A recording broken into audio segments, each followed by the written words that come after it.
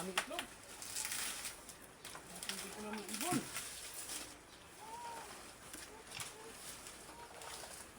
Hoy! Sinilas ko! Dagla. Kinuha nung aso.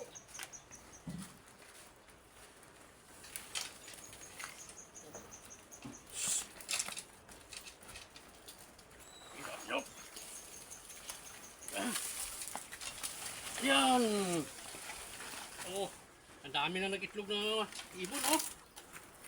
Kawawa naman. Gago. Okay.